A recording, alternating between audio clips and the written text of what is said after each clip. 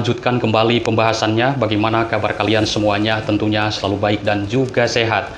Teman-teman, dalam kasus Subang ini, meskipun sekarang sudah ada tersangka atas pengakuan Ramdhanu, tapi memang masih banyak sekali lika-liku cerita di dalam kasus Subang ini, yaitu yang 4 orang belum sama sekali mengakui atas apa yang dituduhkan oleh Dhanu. Ini aneh juga memang yang keempat orang ini. Tapi nanti polisi akan membuktikan apa keterangan dari Dhanu. Dan sekarang kita untuk membahas Dhanu sudah off mungkin ya teman-teman. Karena Dhanu sudah begitu jujur mengakui perbuatannya, mengakui keterlibatannya, akhirnya disebutkanlah nama-nama yang terlibat di tempat kejadian perkara di malam itu.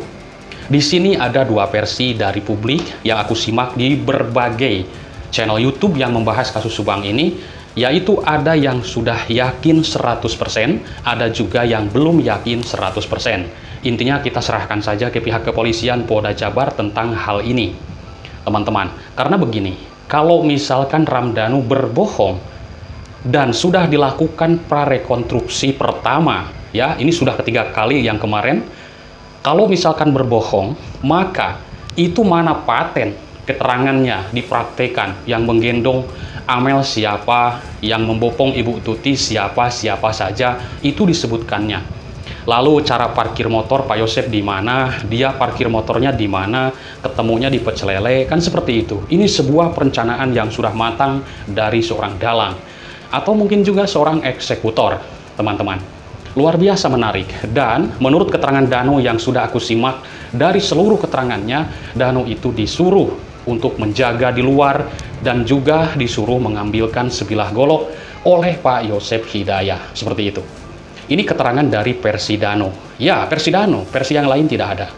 Sekarang belum mengakui. Tapi, aku melihat keterangan kepolisian melalui Direktur Reserse Kriminal Umum Polda Jabar, Kombes Pol Surawan, tidak sama sekali mempermasalahkannya adanya 4 tersangka kasus Subang yang belum mengakui perbuatannya.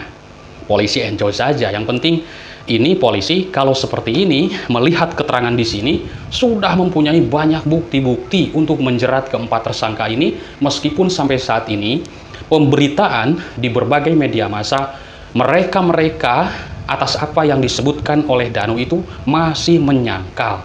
Keempat tersangka ini adalah Yosep, Ibu Mimin, Abi, dan juga Arigi. Masih menyangkal kesaksian Dhanu dalam kasus Subang ini, tapi pihak kepolisian sudah tidak mempermasalahkan hal itu. Ya, polisi itu dengan saintifik, bukan semata-mata dengan pengakuan dari tersangka Dhanu.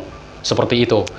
Ramdhanu yang membongkar kasus Subang ini juga ditetapkan sebagai tersangka. Ya, memang dia menyerahkan diri itu sebagai tersangka, sudah jujur, sudah mengakui perbuatannya.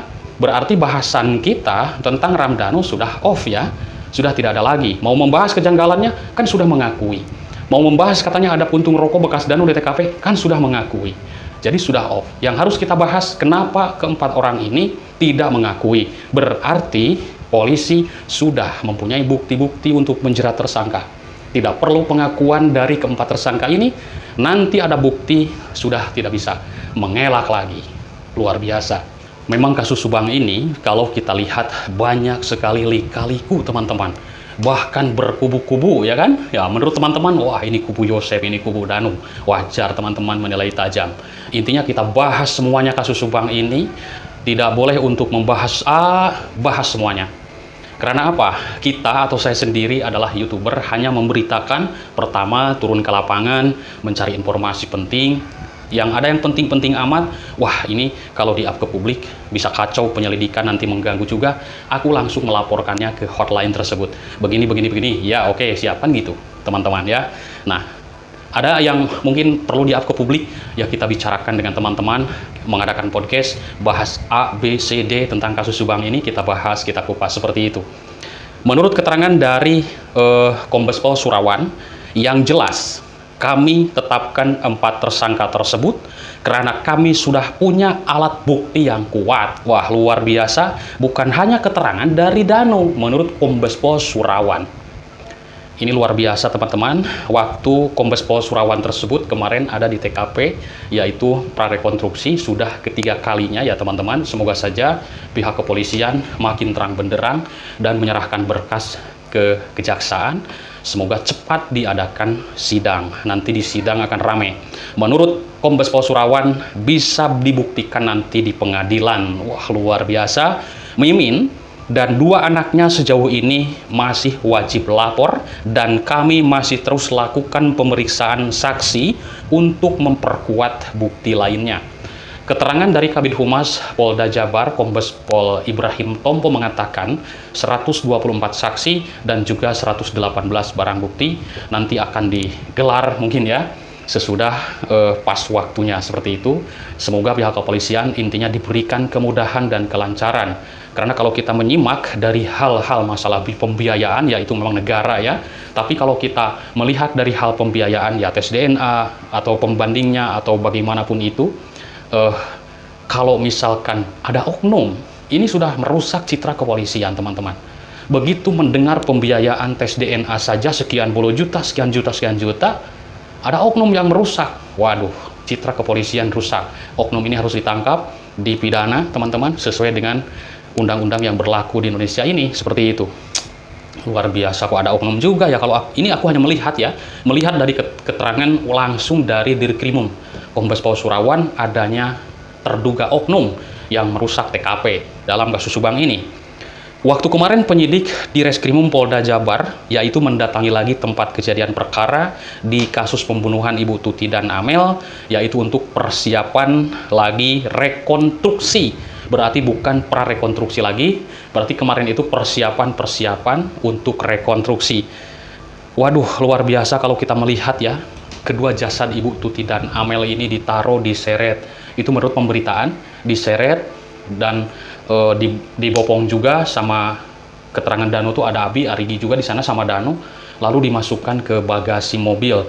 Dan kita sudah tahu siapa yang sopir mobil Alphard tersebut, yang Danu bilang adalah Arigi, dan yang menggendong Amalia almarhumah adalah Pak Yosep. Itu menurut keterangan Ramdhanu.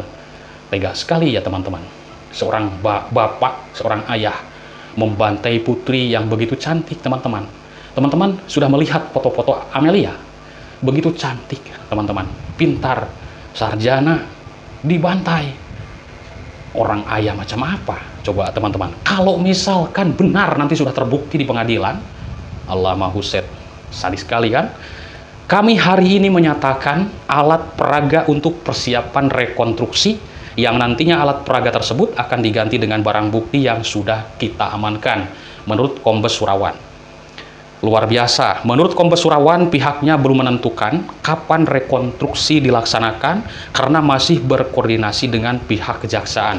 Berarti kemarin itu mempersiapkan segalanya untuk nanti adanya rekonstruksi. Wah, ini panjang lagi teman-teman ya, berarti di pekan depan ada lagi rekonstruksi. Kemudian dalam rekonstruksi ini bisa jadi di minggu depan. Di dalam kasus pembunuhan ini kita masih menunggu kesiapan jaksa penuntut umum. Nanti akan dihadirkan juga ya mungkin jaksa pas rekonstruksi. Wah, seru nih teman-teman. Insya Allah kalau saya tidak bekerja atau nanti izin dulu akan meliputan lagi. Kemarin juga pengen liputan tapi kan ada kerjaan juga ya teman-teman. Jadi memberitakan kasus Subang ini ya sesudah santai, sesudah pulang kerja baru aku bikin berita kasus Subang ini. Intinya konsisten. Jangan berhenti sebelum kasus ini terkuak semuanya.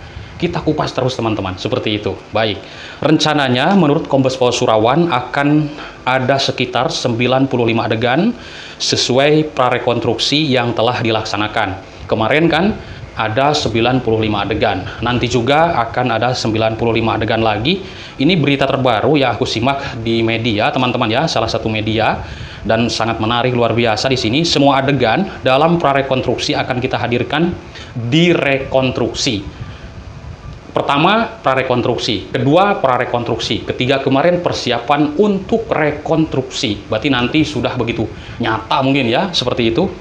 Sebelum dilaksanakan rekonstruksi, kata Kombes Pol Surawan, polisi masih terus melakukan dan juga memeriksa saksi untuk memperkuat data-data teman-teman. Wah, mantap-mantap ya. Semoga kepolisian Polda Jabar diberikan kemudahan, kelancaran, tidak ada gangguan apapun dalam mengungkap seluruh kasus ini sampai ke akar-akarnya. Karena banyak juga komentar publik, Bang, kasus ini ada dua ya, kasus pembunuhannya dan juga kasus yayasan korupsi katanya. Waduh, luar biasa. Komentar publik saking geramnya sampai bilangnya kasus korupsi katanya, seperti itu ya. Kasus Subang ini memang sempat juga ya mengendap waktu 2 tahun yang lalu.